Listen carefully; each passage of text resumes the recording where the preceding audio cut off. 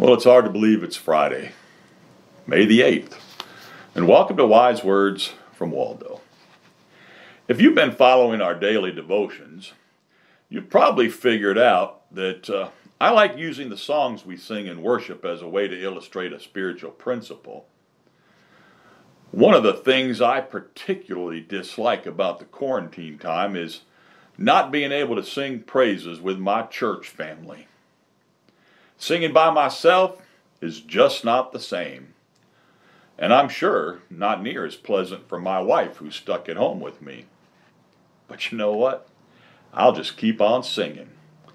And while I'm singing, I'll continue to look around me to see what God is doing in my world.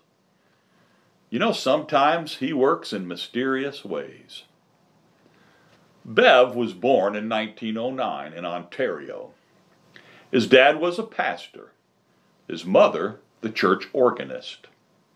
They had a piano in their home, and nearly every morning at 7 o'clock, Mom would use it as an alarm clock. When Bev was 21 years old, he went to work at Mutual Insurance Company in New York. One of the clients there was Fred Allen, host of a coast-to-coast radio talent show. When Mr. Allen heard that Bev liked to sing, he invited him to compete on the show.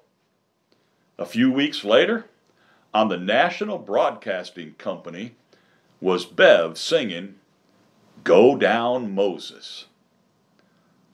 He lost the contest to a yodeler, but he did get $15 and some fame.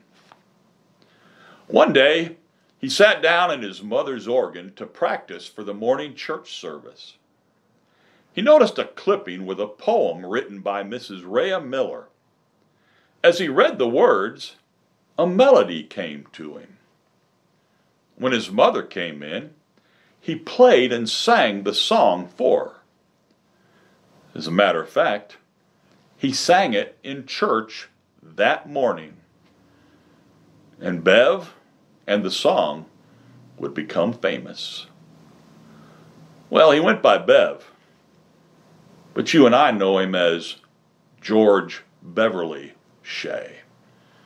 And the song, I'd Rather Have Jesus. You see, God was at work all along, at a job in New York, at a talent show host, a contest lost, a poem written, and a song created. You see, no matter where you are or what you're doing, God is at work around you. And so I encourage you today, don't be satisfied with just knowing that God is at work around you. See what God is doing and what God can do through you today. You will never know what kind of impact it could have. Now stop and think about that.